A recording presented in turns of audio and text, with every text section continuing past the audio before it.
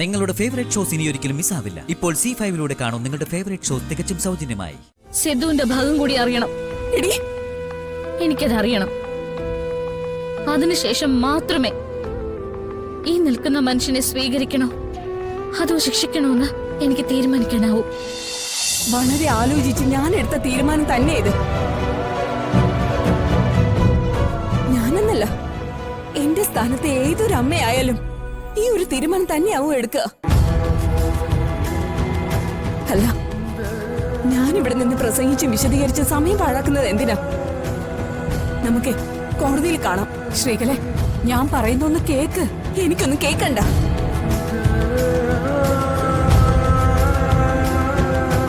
നിന്നോട് ചോദിക്കാൻ നിന്ന നീ ചിലപ്പോ നിന്റേതായ ന്യായീകരണങ്ങൾ പറഞ്ഞെന്ന് വരും.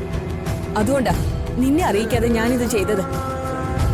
ഇപ്പോ നിനക്കെല്ലാം മനസ്സിലായ സ്ഥിതിക്ക് കൂടുതലൊന്നും പറയേണ്ടതില്ലല്ലോ. എടുക്കാനുള്ളത് എന്താന്ന് വെച്ചാ എടുത്തിട്ട് വേഗം ഇറങ്ങ. നമുക്ക് പോവാം.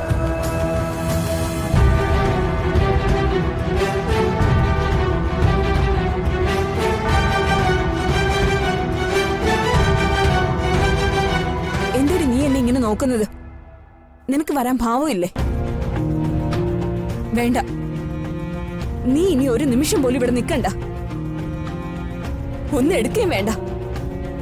ഈ നിമിഷം തന്നെ നീ എന്റെ ഒപ്പം വരണം. വാടി,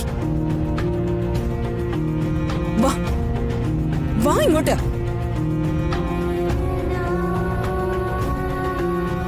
ശ്രീകലെ, വരാൻ വാ.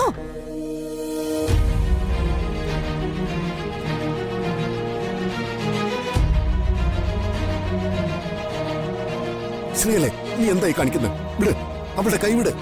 വാ ഇങ്ങോട്ട്. മാലാഖേ,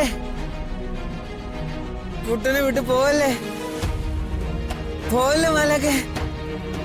സിദ്ധു, മാലാഖേ, എന്നെ വിട്ട് പോവല്ലേ മാലാഖേ, പ്ലീസ് പ്ലീസ് എന്നെ വിട്ട് പോവല്ലേ മാലാഖേ, പ്ലീസ് മാലാഖേ.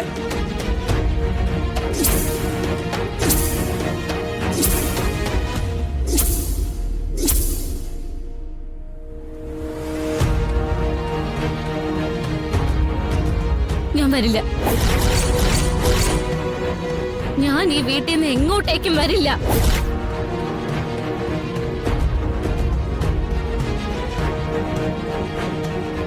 എന്റെ അറിവോ അനുവാദമോ ഇല്ലാതെയാ അമ്മ ഇവിടേക്ക് ഡിവോഴ്സ് നോട്ടീസ് അയച്ചത്.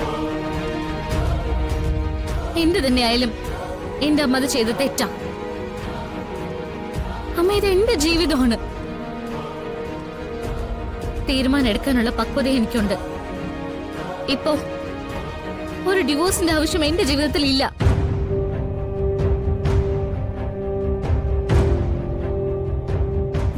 അമ്മേ, അമ്മ ഒന്ന് വ്യക്തമായിട്ട് മനസ്സിലാക്കണം.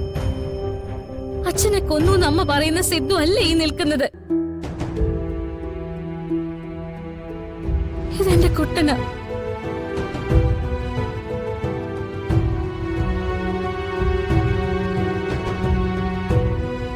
രണ്ടുപേരും ഒന്നാണെങ്കിലും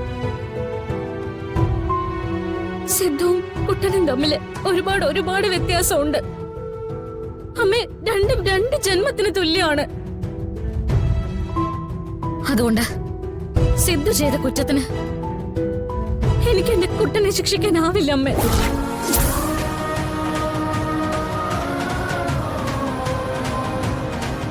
അമ്മ എന്തൊക്കെ പറഞ്ഞാലും എന്തൊക്കെ വാദങ്ങൾ നിരത്തിയാലും ഞാൻ എന്റെ കുട്ടനെ വിട്ട് വരില്ല. എനിക്കതിന് സാധിക്കില്ല. ദേവികെ, നീ എന്നെ ധിക്കരിക്കാൻ നിൽക്കരുത്. പറയുന്നത് അനുസരിച്ചോ. അമ്മ എന്നോട് ക്ഷമിക്കണം. ഇപ്പൊ അമ്മ പറയുന്നത് അനുസരിക്കാൻ എനിക്ക് പറ്റില്ല അമ്മേ. ആദ്യം കുട്ടന്റെ അസുഖം മാറട്ടെ. അസുഖം മാറി എന്റെ കുട്ടൻ പഴയ സിദ്ധു ആവട്ടെ. അപ്പോഴല്ലേ അന്ന് എന്താ യഥാർത്ഥത്തിൽ സംഭവിച്ചെന്ന് അറിയാൻ പറ്റൂ. സിദ്ധുവിന് മാത്രല്ലേ സത്യം എന്താണെന്ന് നമ്മളോട് പറയാൻ പറ്റൂ.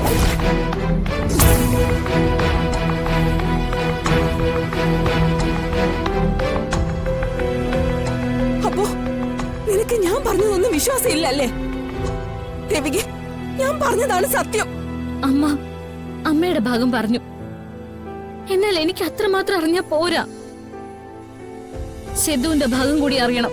എടി, എനിക്കത് അറിയണം. അതിനുശേഷം മാത്രമേ ഈ നിൽക്കുന്ന മനുഷ്യനെ സ്വീകരിക്കണോ അതോ ശിക്ഷിക്കണോ എന്ന് എനിക്ക് തീരുമാനിക്കാനാവൂ. അതുവരേക്കും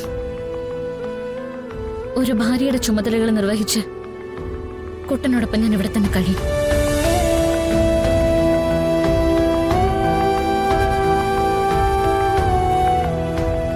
അപ്പോ ഇതാണ് നിന്റെ തീരുമാനം?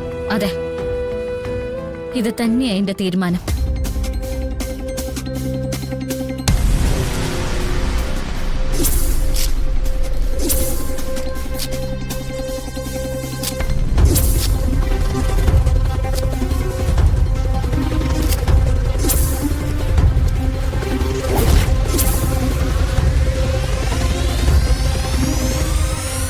ഇനി ഇതിനെക്കുറിച്ച് ഈ വീട്ടിലൊരു ചർച്ച ആർക്കും വേണ്ട. കുട്ടാ, വാ.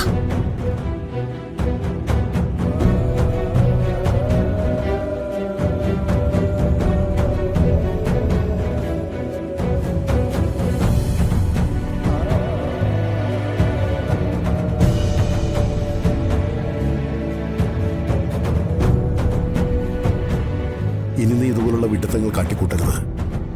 ഇപ്പൊ കണക്കിന് കിട്ടിയില്ലേ?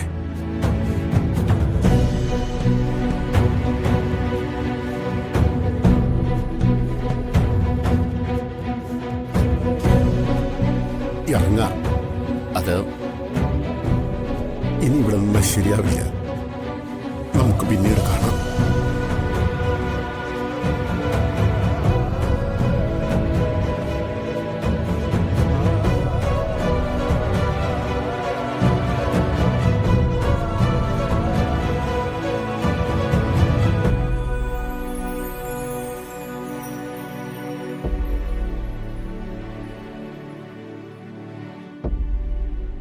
ശ്രീലയുടെ വേദനയ്ക്ക് എനിക്ക് മനസ്സിലാവും. അതുകൊണ്ടാ പലതും ഞാൻ കണ്ടില്ലെന്ന് വെക്കുന്നത്. എന്ന് കരുതി എല്ലാത്തിനും ഒരു പരിധിയുണ്ട്. നീ ഇപ്പൊ അതൊക്കെ മറികടക്കുകയാണ്. ആരോട് ചോദിച്ചിട്ടാ നീ സിദ്ധുവിന് ഡിവോഴ്സ് നോട്ടീസ് അയച്ചത്? അങ്ങനെ ഒരു ഡിവോഴ്സ് നോട്ടീസ് അയക്കാനുള്ള അധികാരം നിനക്ക് ആരാ തന്നത്? ദേവിക എന്റെ മോള. അവളുടെ ജീവിതത്തിൽ ഒരു തീരുമാനം എടുക്കാനുള്ള അധികാരവും അവകാശവും അമ്മ എന്നുള്ള നിലയ്ക്ക് എനിക്കില്ലേ? ഉണ്ട്, ആ അവകാശം എനിക്കുണ്ട്. ദേവിക കൊച്ചുകുട്ടിയൊന്നുമല്ല. അവളിപ്പോ വിവാഹിതയാ, മറ്റൊരു ജീവിതം നയിക്കുന്നുള്ള. അതുകൊണ്ട് തന്നെ അവളുടെ ജീവിതത്തെക്കുറിച്ച് എന്ത് തീരുമാനമെടുക്കാനുള്ള അവകാശം ഇപ്പൊ അവക്ക് മാത്രമേ ഉള്ളൂ. അത് നീ മനസ്സിലാക്കണം. ഈ ഡിവോഴ്സ് നോട്ടീസ് അയക്കുന്നതിന് മുമ്പ് അവളോട് നീ എന്തുകൊണ്ട് അഭിപ്രായം ചോദിച്ചില്ല? എന്തിന് ഞാൻ അവളോട് ചോദിക്കണം? അതിനുള്ള ഉത്തരമാണ് ഇന്ന് അവൾ നിനക്ക് നൽകിയത്. ഡൗൺലോഡ് ചെയ്യൂ C5 ആപ്പ്. കാണൂ എല്ലാ എപ്പിസോഡുകളും സൗജന്യമായി.